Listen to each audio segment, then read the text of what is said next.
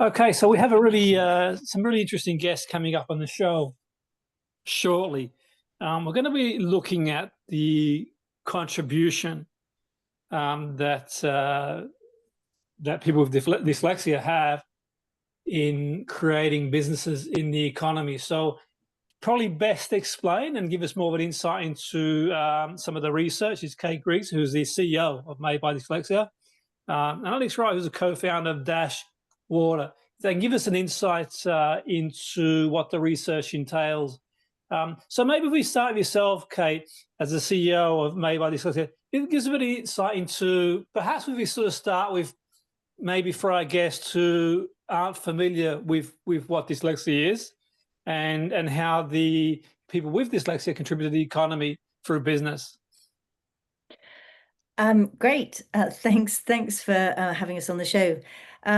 So dyslexia is widely understood as a learning difficulty and challenges with reading, spelling, traditional education. But what people don't realize as widely as they need to is that with dyslexia comes a really huge and valuable pattern of strengths called dyslexic thinking.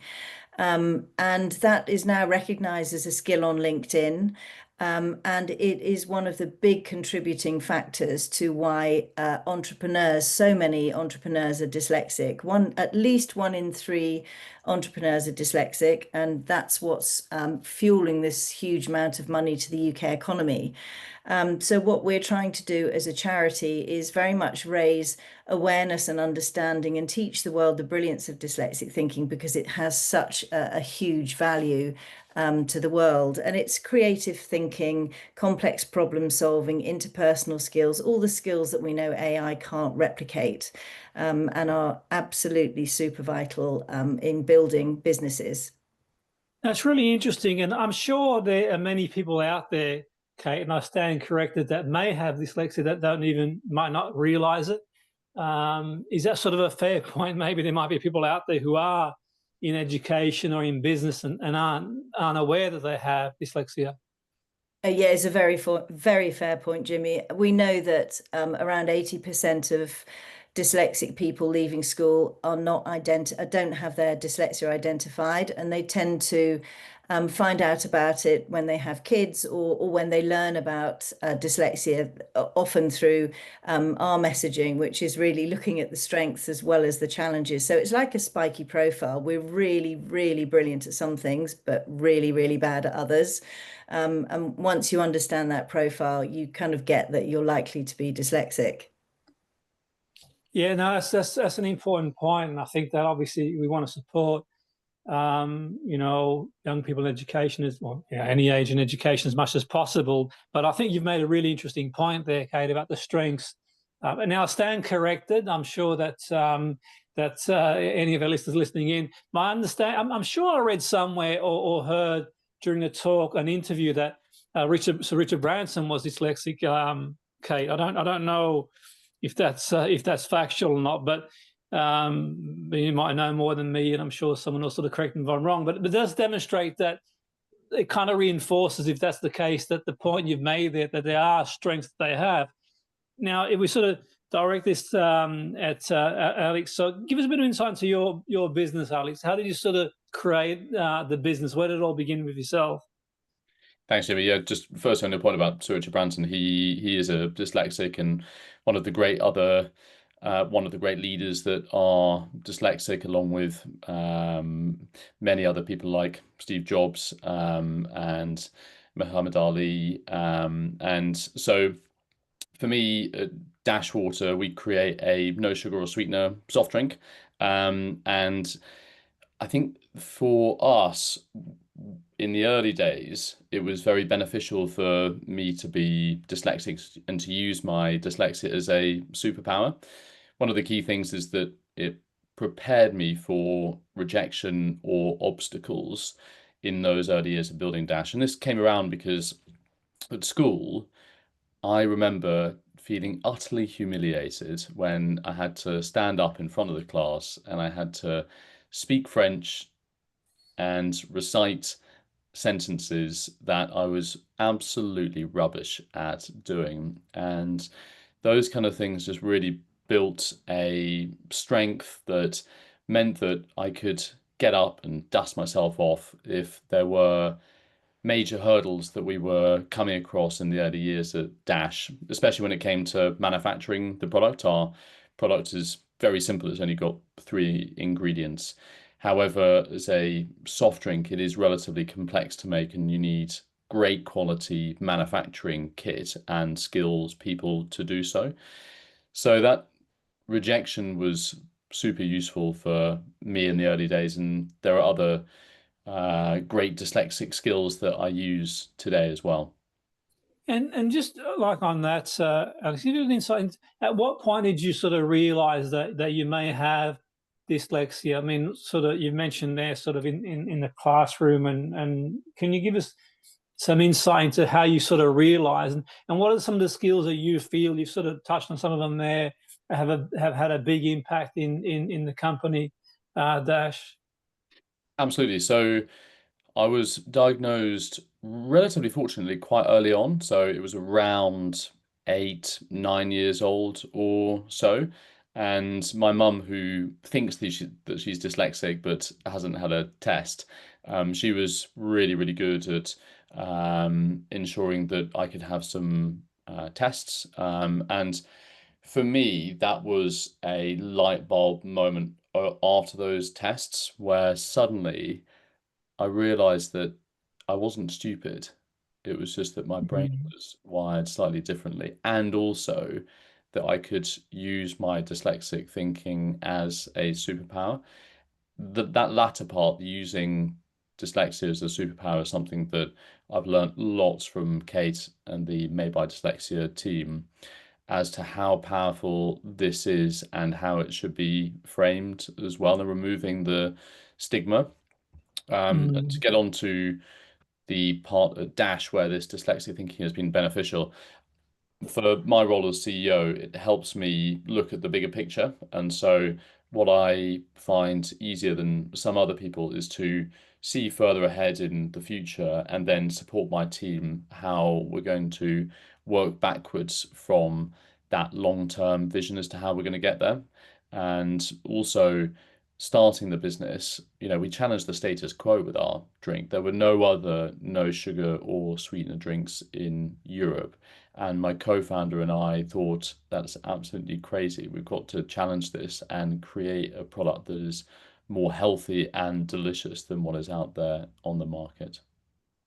Yeah, no, that's really interesting. I sort of, going off pieced a little bit. I must admit, Alex, there are times that I look for certain drinks that don't have sweeteners in there or sugar type thing, and every time I sort of find something I do like the flavor of it, I'm almost hesitant to read the small print because practically everything I made a conscious effort to cut sweeteners and sugar as much as I possibly could, but it's almost like sometimes I'm hesitant to read the label because nearly everything that sort of, and I speak anecdotally on my own experience, sort of has the sweeteners in there really. And I'm sometimes debating, do I go for the sweetener or do I go for the sugar type thing? But I mean, it's really interesting sort of what you sort of created there. So I mean, if you just leave more insights into the product really, I think it's quite an interesting sort of, product that you sort of created there. I suppose more for personal interest really. I mean, trying to find something that doesn't have sweeteners and sugars is difficult. Well, I'm delighted to hear that you're a personal evangelist for our type of product, Jimmy. Yeah, we too were faced with the same dilemma, that was looking at drinks fridges up and down the country and also internationally. They were just packed full of sugar and artificially filled ingredients. And my co-founder and I were both from farming backgrounds. And so with Dash, what we do is we buy the wonky fruit that is surplus and rejected by supermarkets because it doesn't fit the aesthetic specifications that supermarkets need of, say, cucumbers being very straight. We take the wonky or the surplus ones and create a beverage. And our business today will sell about 50 million cans this year across 20 international markets. So it's scaled very quickly, and that's great credit to our team and also the creative and dyslexic thinking that we have within it.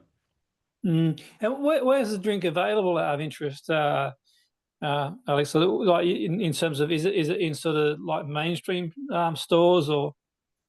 It's available in Tesco, Sainsbury's, Waitrose, Ocado, and then also on Amazon and our website, which is dashwater.com. Yeah, no, I'll have to have a look out for that, because I do think it is sort of difficult to find. Sometimes I'll sort of read the label, it says low in sugar, but then I sort of read the label further and see it's like, got all sorts of sweeteners in there type thing, like just generally, like I'm always looking, and water on its own sometimes can be bland, to be fair. It's just nice to have some sort of flavors. It's a really interesting sort of product there. I'll definitely look out for it for sure. And just sort of on dyslexia, Kate, I mean, I have a background in education myself, so I don't profess to be an expert in any of these areas, but obviously sort of like over time, we kind of do our best to educate ourselves in the field of education to provide as much support for learners as possible. My concern is, Kate, in these areas that sometimes, and I suppose we've come a long way to a certain degree, but if I reflect back on my own schooling experience, where I'm sure a lot of people had, whether it be dyslexia or something along them lines, and kind of got overlooked, my sort of concern is that there are still a lot of people who get overlooked, and perhaps they have got a strength, like, Alex has sort of demonstrated there, if it's applied somewhere else in a certain way. But then a lot of people could sort of like, be sort of not being given the chance, to be fair, to sort of excel, really. What's your take on that, Kate? What can we do better? I think that's one of the reasons that we've launched this campaign with Virgin Startup. And going back to your point on Richard Branson, yes, Richard is dyslexic. He's a very big supporter of what we do. And the campaign that we've launched today is supported by Virgin Startup. And I think the most important thing we can do is really help the world to understand that kids that don't necessarily fit into the traditional box of education have got other things that are really, really valuable. And in the case of dyslexia, we do know that there is this very strong link with dyslexia and entrepreneurs. So I would urge everybody to learn as much as they can about dyslexic thinking, about this different way of thinking that can be so valuable. And if you Google Virgin 1 in 3 founders, you'll find out lots more about the accelerator program called Momentum that Virgin Startup are launching to help young entrepreneurs. You'll find information on a course that we've developed with Virgin on Open University, on the University of Dyslexic Thinking, that's also to help entrepreneurs. And there's lots more about dyslexic thinking there as well. So I think the main thing people can do, Jimmy, is learn about dyslexic thinking and really share what you've learned, because knowledge is power, and that's how we really change people's perception of dyslexia, which is so absolutely vital. And also keep an eye out for our amazing posters that are on 46 sites around the UK. They're absolutely incredible, highlighting that 1 in 3 founders are dyslexic. That's really interesting, and I suppose it's another conversation for today. But I sometimes I sort of reflected on this and thought, okay, well, is it that people who have dyslexia have got sort of some of the strengths that Alex highlighted there that have a strong correlation to succeeding in business, which is an easy entrepreneurship, but also maybe the frustration. And look, the many great educators. There's no indictment on them, but generally the academic system, it probably needs a bit of an overhaul, in my opinion, if I'm honest. I think sometimes people maybe the mainstream pathways, people might sort of think, what, this is not working for me type thing, and they go off and sort of set up a business and become successful. So, just sort of on that, Kate, you mentioned there sort of like where people can go to have a look and learn more about dyslexia as well.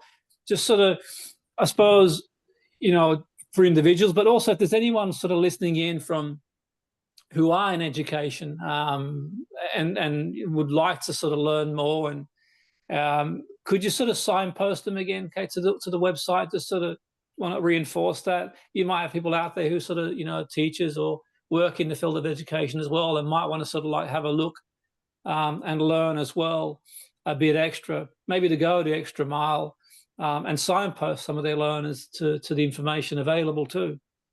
Yeah, absolutely. If you go to our website, which is madebydyslexia.org, we have free training for teachers. We have free training for the workplace. And we also have amazing courses on Open University where you can learn exactly what dyslexic thinking is. So on top of everything that you'll find at the Virgin 103, 1 in 3 Founders, if you search that, you'll get directly through to this project today. But on top of that, you'll find lots on our website. So there's masses of information that we produce. It's all free. We hope that people will tap into this knowledge and share what they've learned. No, absolutely. I'll definitely check it out myself. That's for sure. It'll probably come. Well, I'm sure it'll come in useful. And I wish Alex all the best with the dashboard. I'll have a look at that myself too next time I'm in the supermarket. I'll check it out. So thanks again for your time. Have a great day.